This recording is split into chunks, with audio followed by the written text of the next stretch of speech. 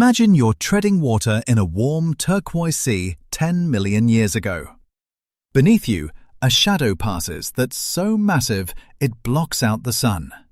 It's the megalodon, the ultimate prehistoric celebrity. But that image you have in your head, the 50-foot super great white from the movies, it's a total lie. New cutting-edge science has finally revealed what this monster actually looked like. And the truth is far stranger and far more tragic than Hollywood ever told you. Let's dive in. Imagine for a second that you're treading water in the warm, shallow seas of the Miocene epoch, roughly 10 million years ago. The sun is shining, the water is a crystal clear turquoise, and beneath you, a shadow passes that is so large it momentarily blocks out the light from the surface. You've just met the ultimate celebrity of the prehistoric world, Otodus megalodon. Thanks to summer blockbusters and sensationalist TV weeks, we all have a pretty clear picture of this guy in our heads. It's essentially a great white shark, but hit with a sci-fi enlarged ray until it's the size of a bowling alley. That's the image burned into our collective consciousness. A 50-foot-long eating machine with a dorsal fin the size of a sailboat. And look, the reputation is well earned. The main evidence we have for this leviathan are its teeth. Massive, serrated triangles that can measure over 7 inches diagonally. To put that into perspective, holding a megalodon tooth is like holding a slice of deep dish pizza that's made of calcium and designed to sever whale spines. Here is the thing though. For centuries, humans didn't even know these were teeth. In a weird historical footnote, Renaissance scholars called them glossopetrae, or tongue stones, believing they were the petrified tongues of dragons or snakes that St. Paul had turned to stone. It took a brilliant anatomist named Nicholas Steno in the 1600s to realize, hey, these look suspiciously like the things inside a shark's mouth. But even today, paleontologists are trapped in a heated debate about the specifics. Estimates for the megalodon's length swing wildly between 40 feet and nearly 65 feet, depending on which specific tooth formula you trust. It's a mess of math and missing pieces. But you've been lied to. See that image of the giant great white roaming the oceans, the one plastered on every book cover and movie poster? It's almost certainly wrong. And the reason why brings us to the biggest mistake in shark science. So, if the giant great white poster on your wall is a lie, what are we actually dealing with? The problem, and it is a massive, frustrating problem, is that sharks are biologically designed to disappear. Unlike dinosaurs, which leave behind nice, sturdy calcium phosphate bones, sharks are made almost entirely of cartilage. That's the same squishy, flexible stuff in your ears and the tip of your nose. When a shark dies, its skeleton doesn't turn into rock. It dissolves. It's like trying to reconstruct the blueprint of a skyscraper when all you have left are the door handles. For decades, paleontologists looked at those door handles, the teeth, and said, well, they look kind of like great white teeth, just chunkier. So they did the math. They took the proportions of a modern great white and just hit the multiply button until the jaw fit the teeth. This gave us the megachonk theory, a shark that was not only long but incredibly stocky and wide. Scientists still argue whether megalodon is actually a direct ancestor of the great white or if it belongs to a completely different extinct lineage called the Otodontidae. It's the difference between your grandfather and your grandfather's weird cousin who disappeared in the 70s. If they aren't directly related, using the great white as a body double is scientific malpractice. Now for the part nobody expects. A groundbreaking study led by Philip Stearns and Kenshu Shimada recently took a closer look at the few bits of spinal column we actually have, specifically a set of vertebrae found in Belgium. When they analysed the growth rings, yes, like a tree, They realized the spacing didn't match the stocky body plan at all. The new data suggests Megalodon wasn't a thick, bulky bruiser. It was stretched out. Imagine a great white, but you grabbed it by the nose and tail and pulled. It was likely slender, elongated, and far more streamlined than we ever imagined. Think of it like cars. We used to think Megalodon was a Hummer, wide, heavy, and built for brute force. The new science suggests it was more like a stretch limousine or a bullet train. It was still massive, reaching those 50-foot lengths, but it carried that weight differently. This changes everything. A longer, thinner body means different hydrodynamics. It wouldn't swim with the stiff, powerful bursts of a great white. It likely had a more undulating, eel-like swimming motion. This wasn't just a cosmetic update. It fundamentally changes how this animal hunted, moved, and ate. It wasn't just a floating mouth. It was a precision instrument designed for endurance. And that endurance is key because, as we're about to find out, fueling a body that big requires an engine that runs a little differently than your average fish. Most of us learned in biology class that fish are cold-blooded. In the ocean, generally speaking, your body temperature equals the water temperature. If the water is chilly, you're sluggish. If the water is warm, you perk up. It's a passive existence, completely at the mercy of the thermostat. For a long time, we assumed Megalodon played by these same rules. We pictured a giant, lethargic reptilian scavenger cruising slowly to save energy, only sprinting when a slow-moving whale crossed its path. It made sense. Being big takes a lot of energy, so why waste calories heating up your body?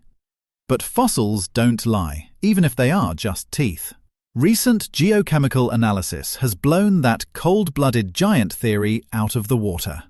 By analyzing the bonds between isotopes of carbon and oxygen inside Megalodon teeth, a technique called clumped isotope thermometry, scientists discovered something startling. These animals weren't just matching the water temperature, they were defying it. Megalodon was what we call regionally endothermic. It could generate its own body heat, keeping its stomach, eyes, and brain significantly warmer than the surrounding ocean. Some studies suggest they maintained a body temperature roughly 13 degrees Fahrenheit, 7 degrees Celsius warmer than the water. This might not sound like a lot, but in the biological world, that is the difference between a bicycle and a muscle car. Warm muscles contract faster. Warm eyes process visual data quicker. Warm stomachs digest food more rapidly. This wasn't a floating barge. It was a high-performance transoceanic hunter. It could swim faster, hunt in colder waters, and process a belly full of blubber efficiently enough to get back to hunting immediately. It was the ultimate biological upgrade. Imagine you are driving a car. A great white is like a reliable V6 sedan, powerful but efficient enough to survive a fuel shortage. A cold-blooded shark is an electric scooter, slow but runs on almost nothing. Megalodon? Megalodon was a Formula One car with a leak in the gas tank. And that leads us to the problem. Here's the thing though, high performance comes with a high price tag. Being warm-blooded is expensive. You have to eat constantly just to keep the furnace burning. A cold-blooded shark can go weeks without a major meal. Megalodon didn't have that luxury. It needed high-calorie, fat-rich prey, specifically small to medium-sized baleen whales on a regular, almost daily basis to avoid starving to death. Scientists still argue whether Megalodon was fully warm-blooded, like a mammal, or if it just warmed specific parts of its body, mesothermic. The distinction matters because a fully warm-blooded 50-foot shark would require an astronomical amount of food, potentially 100,000 calories a day. That is the equivalent of eating about 200 Big Macs every single morning just to keep the lights on. For millions of years, this strategy worked beautifully. The oceans were teeming with small, slow whales. It was an all-you-can-eat buffet.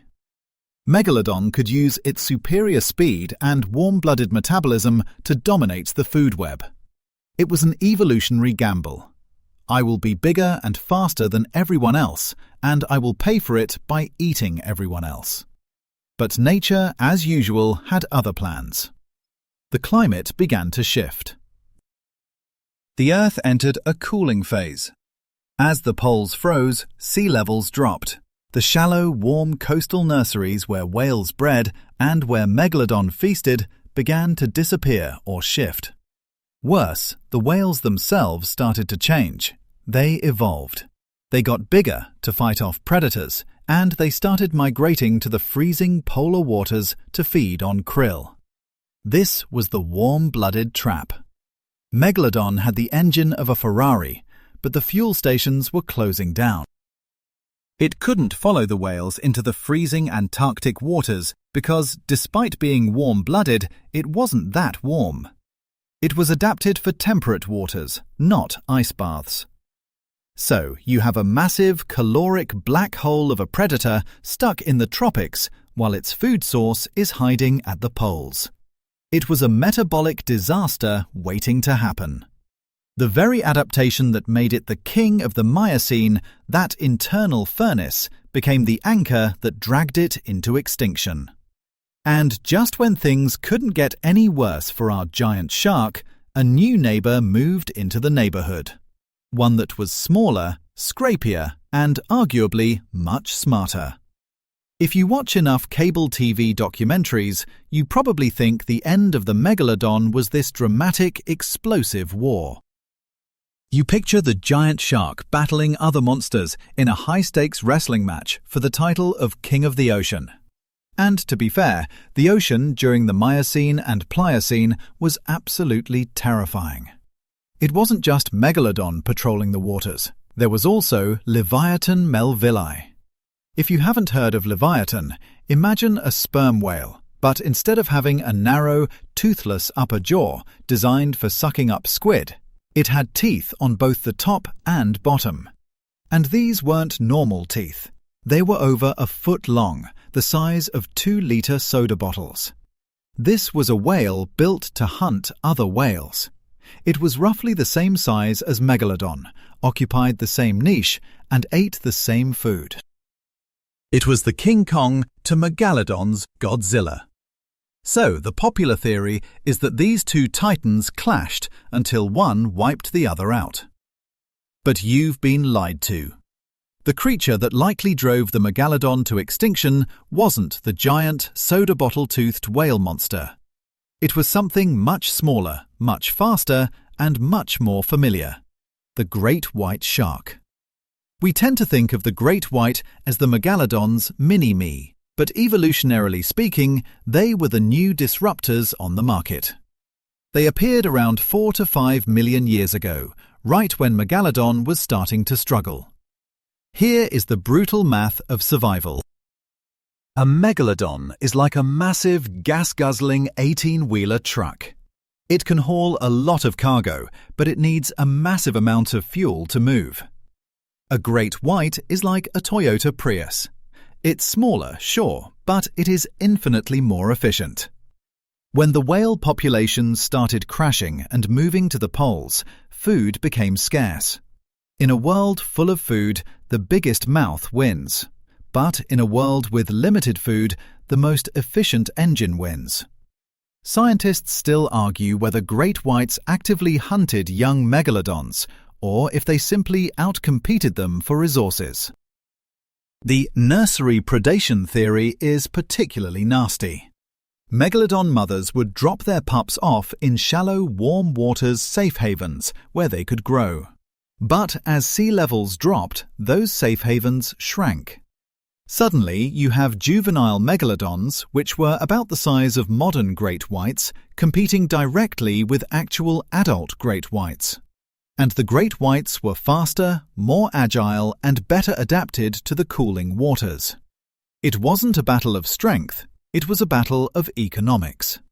The great whites were eating the megalodon's lunch before the megalodon could even get to the table.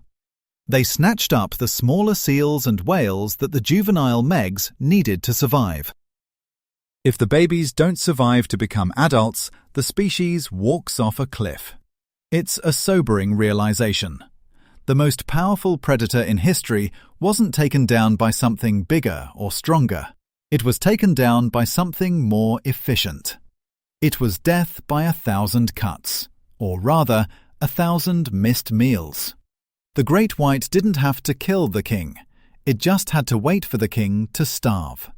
And once the population dipped below a certain point, there was no coming back. The ocean is a big place, and if you can't find a mate, and you can't find food, and the water is getting colder every day, the game is over. So, where does that leave us? Is there any chance at all, that a pocket of these monsters survived? Let's address the elephant in the room, or rather, the shark in the trench. Every time a video of a giant squid or a mysterious deep-sea blob goes viral, the comment section lights up with one word: Megalodon. It's the ultimate cryptozoology dream. The ocean is vast, deep, and mostly unexplored. We know more about the surface of Mars than we do about our own ocean floor. So surely it's possible that a small population of megalodons is hiding down there in the dark, right? It's a fun thought. It's also scientifically impossible. The Mariana Trench theory relies on the idea that the deep ocean is a great hiding spot. And sure, if you are a 6-inch bioluminescent jelly, it is. But if you are a warm-water, high-metabolism apex predator the size of a city bus, the deep ocean isn't a hideout, it's a tomb. Remember what we learned about their biology. Megalodon was adapted for warm, coastal waters. The bottom of the ocean is near freezing. For a megalodon to live there, it would have to completely rewrite its entire DNA to become a deep-sea creature. It would need to shrink, slow down its metabolism, and change its feeding habits entirely. At that point, is it even a megalodon anymore, or just a really big sleeper shark? Here's the thing though. The biggest deal breaker isn't temperature, it's lunch. The deep ocean is biologically sparse. It is a desert. There simply isn't enough food down there to sustain a population of massive predatory sharks. Megalodon ate whales. Whales are air breathers. They live at the surface. If Megalodon was still alive, it would have to come up to eat. And if it came up to eat, we would see it. Scientists still argue about exactly when the last megalodon died. Estimates range from 3.6 to 2.6 million years ago, but they don't argue if it died. We have hydrophones listening to the ocean 24/7. We can hear whale songs from thousands of miles away. If there was a 50-foot bone crusher snapping whale spines out there, we wouldn't just see it, we'd hear it loud and clear. The reality is quieter and perhaps a bit sadder. The megalodon didn't hide. It didn't retreat to a secret lair. It just faded away. It was the perfect creature for its time, but time moved on, and it couldn't keep up. That doesn't make it a failure. It ruled the oceans for over 13 million years. Humans have only been civilization builders for about 6,000. In the grand scheme of things, a Todus megalodon had a run we can only dream of. It's gone, but the fossils it left behind remind us that for a long, long time, we weren't the ones at the top of the food chain. So the next time you look at the ocean, don't look for a monster. Look for the ghost of a king. The megalodon wasn't the bulky monster from the movies, and it isn't lurking in the dark waiting to eat a submarine. It was a sleek, warm-blooded, high-performance athlete that was simply out-hustled by the modern world. It's a story of evolutionary triumph and tragic obsolescence, which, honestly, is way more interesting than just a big fish with big teeth. If you want to uncover more prehistoric truths that movies got wrong, hit that subscribe button and let me know in the comments which extinct giant we should dissect next.